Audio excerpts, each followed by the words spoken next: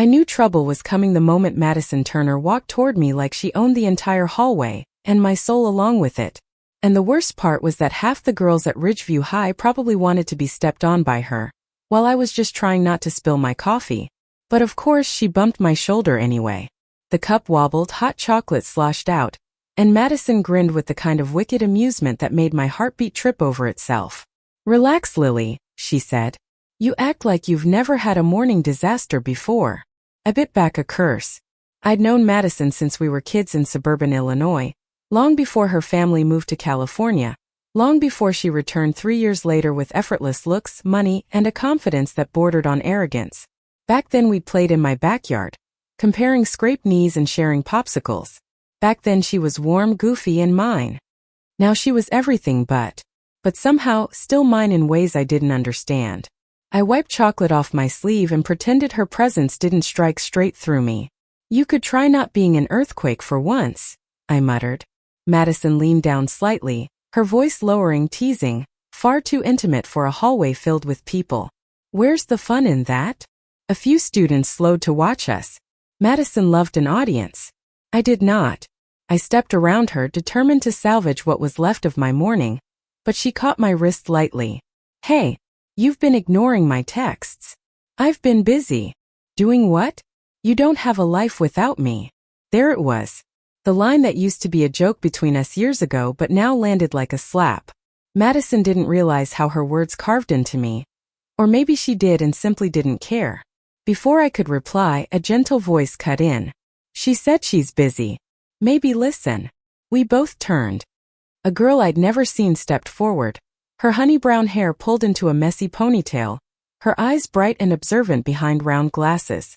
She wore a soft green sweatshirt and held 2 books pressed against her chest. Something about her felt immediately calm, grounding like a breeze slipping quietly through a storm. Madison's brows rose. "Do we know you?" The girl smiled politely. "No, but I know you're being rude." A small laugh rippled through the hallway. Madison's eyes flicked around, clearly annoyed at being challenged, especially by someone new. I fought the urge to hide behind a locker. Madison leaned back, folding her arms. "And you are?" "Emily Hayes." She extended a hand toward me, not Madison. "You must be Lily. We share homeroom." Madison's jaw ticked almost imperceptibly, and for a terrifying, thrilling second, she looked jealous. I shook Emily's hand, surprised at how warm her skin felt. "Yeah. Hi. I didn't think you knew my name." Emily smiled. It's hard not to notice someone who reads under trees alone during lunch. Heat crept up my neck. "You notice that?" "Every day," she said with zero hesitation. My pulse tripped again, but this time because of her. Madison stepped between us slightly. "Cute." "Well, Lily and I were having a conversation." Emily's smile didn't falter. "It didn't sound like a conversation. It sounded like you snapping." I almost choked. Emily was small, gentle-looking, soft around the edges, yet somehow unmoved by Madison's intimidating aura. Even I, who knew Madison better than anyone, rarely pushed back. Madison blinked, speechless for the first time all morning. Emily turned to me. "Want to walk to class?" I did. God, I did. But Madison's fingers brushed my wrist again, subtle, possessive. "Lily always walks with me." It wasn't a request. It was a claim. Emily looked at Madison's hand, then at me, her expression patient but unyielding. Let her decide. The word sliced clean through me. No one had ever said that in front of Madison. Not my parents, not teachers, not friends, no one. Madison was magnetic in the way people didn't resist. My chest tightened. I looked at Madison. Her blue eyes held frustration, confusion, something like fear buried deep. She expected me to stay. She always did. She believed I always would. Then I looked at Emily, steady, sincere, offering me nothing but choice. I'll walk with Emily today," I said quietly. Madison froze. Shock flickered across her features, too quick for most people to catch. But I caught it. "You're ditching me?" she asked, voice low. "I'm not ditching you. I just want a break." Her expression hardened. "Fine. Do whatever you want." She walked away, stiff, angry, hurt. Emily waited until she disappeared around the corner before she exhaled softly. Sorry. I didn't mean to make things worse. No, I said. Thank you. We started walking, Emily keeping an easy distance like she didn't want to overwhelm me. She smelled faintly of vanilla and old books. After a minute she said, She cares about you. Sometimes I'm not sure if it's caring or controlling. Emily nodded as if she understood far too well. Both can look similar. Until they're not. We fell into quiet steps until she added, You know, you don't owe her your whole world just because you shared a childhood. I swallowed hard. I know. It's just complicated. Most things worth untangling are. Something about her tone made my chest warm. Why did you help me back there? I asked. Emily shrugged. You looked tired. She peeked at me then smiled faintly. And I don't like seeing gentle people get steamrolled by someone louder. You just met me, I said softly. Doesn't change what I saw. My throat tightened again, but this time not in fear or guilt. Something gentler, something opening. Before I could think of what to say, she added, I hope this isn't weird, but if you ever want someone to sit with at lunch, I'm usually under the bleachers behind the track field. It's quiet. No one bothers you there. I laughed. That's your sales pitch? Hey, solitude is a premium commodity at Ridgeview High. I smiled for real this time. This stranger felt like sunlight in December. By lunchtime, the hallway incident had already mutated into 3 different rumors. I ignored them and left campus behind, walking toward the track field with a turkey sandwich I'd barely touched. I found Emily sitting cross-legged under the bleachers, scribbling into a sketchbook. She looked up when I approached. You came. You invited. Her smile warmed. Want to see something? She flipped the sketchbook around. My breath caught. It was me, sitting under the oak tree near the parking lot, reading with one knee pulled up. The shading captured the way my hair fell across my cheek, the soft curve of my posture, the tiny crease in my brow I made when I was deep into a story. You drew this. I whispered. I hope that's okay. It's beautiful. She watched my reaction carefully. You look peaceful when you read. Like the world can't touch you. I stared at the drawing, suddenly aware of how long she must have been watching me.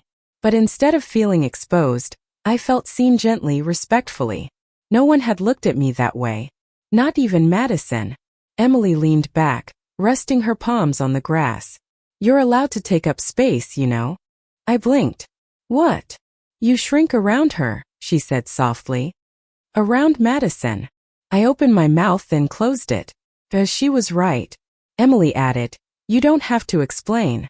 I've known girls like her. They shine so brightly you think you're supposed to orbit them. My laugh was sadder than I meant. Yeah, that's exactly what it feels like.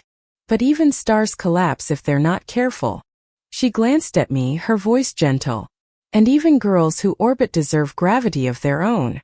I didn't have words. Something about Emily's quiet certainty made me want to be braver. I finally managed. You talk like someone who's been burned. She shrugged, the shadow in her eyes saying enough. Maybe.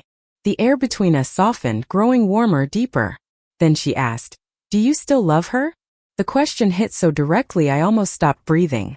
Not because it was outrageous but because something in me whispered yes. Not romantic love. Not exactly. But something tangled. Something painful. I don't know what I feel, I admitted. I just know it hurts. Emily nodded slowly. Then maybe you deserve someone who doesn't hurt you. Her gaze held mine. Not demanding. Not pushing. Just offering. And for the first time in years I wondered what it might feel like to be loved gently. To be chosen, not claimed. To be wanted without being controlled. Before I could speak, a voice behind us snapped the moment in half. So this is where you've been hiding. Madison stood a few feet away, jaw tight, eyes darker than I'd ever seen. And she was staring straight at Emily. Madison looked like a storm in human form, standing rigid against the fading California sunlight filtering through the steel bleachers. Her hair was pulled back in that effortless, high ponytail she perfected for years, highlighting the sharpness of her features, the intensity of her eyes. And all of that focus, every spark, every ounce of tension locked onto Emily like a warning. Emily didn't flinch. She merely closed her sketchbook, tucking it neatly into her backpack before looking up. Hi. Madison ignored her greeting entirely. Lily, she said, voice low and tight. Why did you run off like that? I swallowed. I didn't run off. You disappeared, she snapped. After this morning, after what you said. I said I needed a break. To spend time with her? Emily remained silent, though I saw her shoulders rise slightly, preparing for whatever might come next.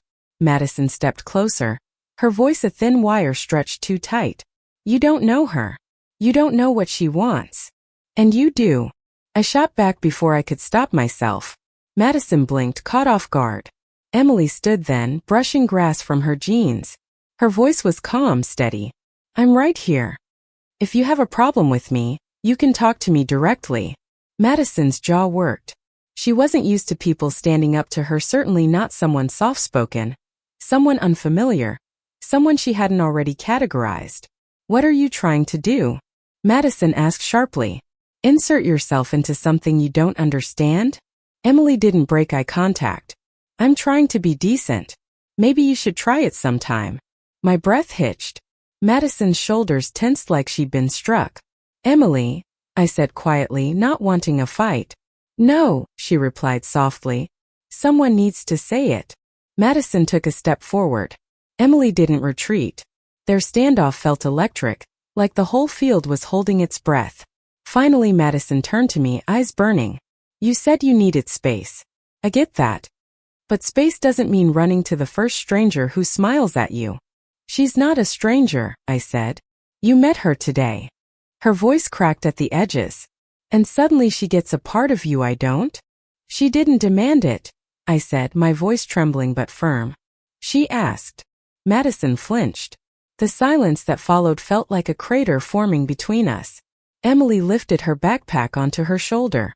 I should go, she murmured, glancing at me.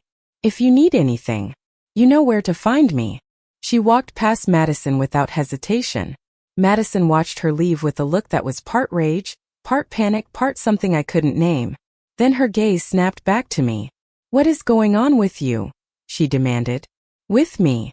I laughed humorlessly. I could ask you the same thing. I'm trying to protect you. From what? Someone being kind to me. Madison's expression twisted. You don't get it. Then explain, I whispered. She opened her mouth then shut it. Like the words were there but too tangled, too vulnerable to touch. She looked at the ground, then at the bleachers, anywhere but at me. Lily, she finally said, voice softer. We've known each other our entire lives. I know. I care about you. I know. Her voice faltered. I don't want to lose you. I froze. There it was. The thing she'd never said out loud. The truth she'd buried under teasing and arrogance and control. Madison, I said softly, I'm not going anywhere. Her shoulders eased for a heartbeat, just one. But then her gaze hardened again. Stay away from her. Please. I stepped back, stunned. You don't get to tell me that. Lily, no. You don't. She looked at me like I'd betrayed her deeply, personally. You really don't see it, do you? She asked. See what? Her lips parted. She almost told me. The words sat on her tongue like something terrifying. Instead, she turned sharply and walked away, leaving the field cold despite the California sun. I watched her go, confused, hurt, hollow. But somewhere beneath the wreckage of that moment, somewhere quiet, hesitant, was a different feeling. Emily. And the way she'd looked at me like I mattered. I didn't see Emily again until the next morning. She was waiting outside homeroom, hugging a thermos of tea like a small shield against the brisk November air. When she saw me, her face softened. Hey, you okay? I bit my lip. Not really. She nodded like she'd expected that. Want to walk before the bell? We walked around the courtyard, fallen leaves crunching beneath our shoes. Students talked and laughed around us, but it felt like we moved in a calmer pocket of the world. I'm sorry for yesterday, I said. I didn't want a fight. You didn't start it. That doesn't mean I didn't add to it. Emily hummed thoughtfully. You have a tendency to let people take the lead in your life. I glanced at her. Is that a bad thing? It is when the wrong person is leading. A breeze blew loose strands of her hair across her cheeks. Without thinking, I reached up and tucked one behind her ear. She froze. I froze. We stared at each other as warmth bloomed between us, unexpected and gentle. Her voice dropped. You don't owe her your heart just because she knew you first, Lily. I don't even know what I owe myself. Emily's hand brushed mine lightly, so light I almost thought I imagined it. But then her fingers curled around mine, hesitant yet certain. You'll figure it out, she whispered. And you don't have to do it alone. My breath trembled. The bell rang, slicing the quiet moment in two. We dropped hands slowly, reluctantly, as students rushed past us. But before she walked away, Emily leaned in and said something that lodged painfully and beautifully in my chest. You deserve gentleness. Then she headed into the building, leaving me standing there with my heartbeat in my ears. Madison cornered me after third period. She waited by my locker, arms folded, face unreadable. Her eyes swept over me like she was checking for injuries or emotional damage, or maybe to see if Emily had left fingerprints on me. We need to talk, she said. I know. She opened my locker for me, an old habit she hadn't shaken since childhood. The metal door squeaked slightly. Madison stared inside but didn't take anything. Are you mad at me? She asked. I hesitated. I'm overwhelmed. Madison swallowed. I'm trying, okay? I'm trying really hard not to lose my mind. Why would you lose your mind? Because I don't like watching someone else get close to you. I blinked. Madison, don't say it, she interrupted quickly. Don't tell me I'm being dramatic. I know I am. I sighed. This isn't about drama. It's about trust. She opened her mouth, then closed it, her breathing uneven. Finally she said the thing I'd never expected. Do you like her? My pulse thundered in my ears. I don't know. Do you want to? She pressed. That's not how it works. It is for me. Silence hung between us like a weight. What do you want from me? I asked quietly. Madison took a step closer. Her voice dropped, intimate, desperate. I want you to choose me. My breath caught. Her eyes shone with something raw, something she'd hidden for years.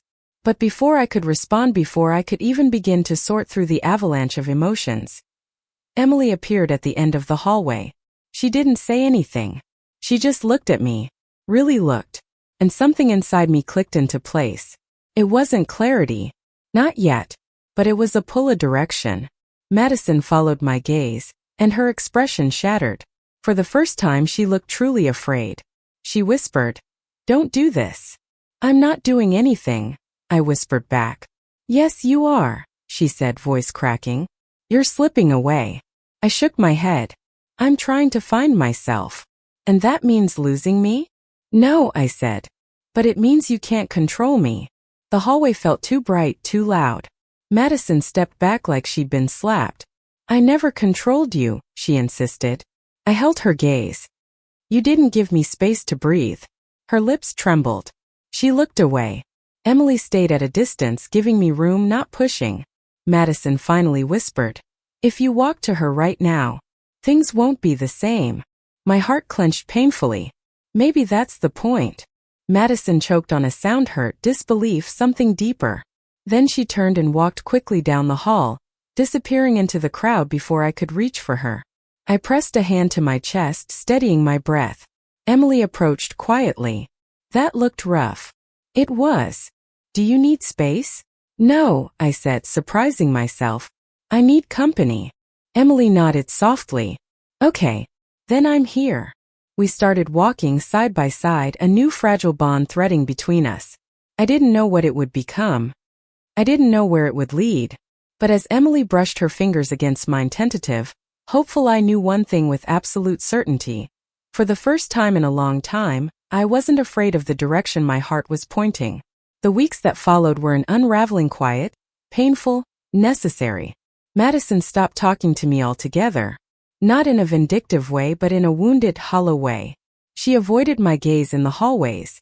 She sat on the opposite side of the cafeteria. She laughed loudly with her circle of friends, but her eyes never reached mine. It hurt. God, it hurt more than I'd expected.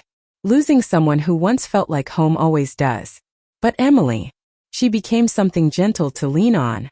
Not a replacement, not a substitute, something new. Something that didn't try to cage or claim me. Every day after 7th period, she and I walked to the small park behind the school. She'd bring her sketchbook. I'd bring whatever book I was reading. Sometimes we talked for hours. Sometimes we sat in silence. But always the space between us felt soft and breathable. One afternoon, as December air nipped at our cheeks, Emily looked up from her sketchbook and asked, "Do you miss her?" I didn't pretend. Yes. That means she mattered. She still does. Emily nodded. You can care about someone and still outgrow the way they treated you. I breathed out slowly. Do you think she hates me? No, Emily said. I think she doesn't know how to love you without owning you. Her honesty hit deep, not cruel, just true. I glanced over at her. The setting sun reflected in her eyes. Her hair caught golden light like she was made of it. And you? I asked quietly. How do you love? Her cheeks warmed, but she didn't look away. Gently, and not all at once. But when I care about someone, I don't ever want to hurt them. My heart flipped soft and wild. Before I could reply, someone called my name. A familiar voice. Sharp. Vulnerable. Madison. She stood at the edge of the park path, hands shoved in the pockets of her jacket, shoulders tight with nerves. It was the first time she'd approached me in weeks. Emily straightened, but she didn't stand. She gave me a tiny nod, permission, space, trust. I walked a few steps toward Madison. We stood facing each other, the cold breeze tugging at our hair. You look happy, she said quietly. I'm trying, I answered. Are you? She huffed out a humorless laugh. Trying. Failing. I swallowed. Madison. I'm sorry. Her voice cracked instantly. I'm sorry for everything. For pushing you. For acting like you belonged to me. I didn't realize how much I relied on you until you pulled away. And then everything felt wrong. I felt my throat tighten. You never lost me. You just didn't know how to meet me halfway. She nodded, lips trembling. I kept waiting for you to chase me like you did when we were kids. I didn't realize you'd grown up. The honesty in her voice dug into me. I still care about you, I whispered. That's the problem, Madison said. I wanted you to choose me, but I never gave you a choice. Her eyes drifted to Emily sitting in the grass, sketchbook closed on her lap. She gives you room. She does, I said softly. And you. You look at her the way I always wanted you to look at me. My breath caught, not because she was accusing, but because she was finally being honest with herself. You deserve someone who loves you back in the same way, I said. Madison blinked hard, wiping a tear before it could fall. So do you. For a long moment, we simply stood there, two girls trying their best to grow beyond what hurt them. Finally she straightened. I'm not going to make you choose anymore. I want to be better. Maybe someday when it doesn't hurt, we can be friends again. I nodded. I'd like that.